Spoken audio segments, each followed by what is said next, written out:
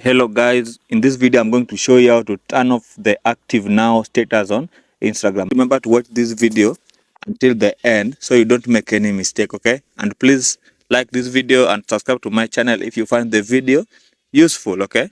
Let's get started without wasting my time. Right? Now click on your Instagram app. Here I have Instagram Lite and the main Instagram app, okay? The light up, and but let me show you with the light up. It's still the same thing, it will work on both apps, okay? Click on the app. Now here you'll want to click on the human symbol. Let's go step by step, okay, so you don't make any mistake. Then click on the three bars, okay, the three bars at the top, and you will want to click on settings, okay. I think we are together until now, okay. Then click on privacy.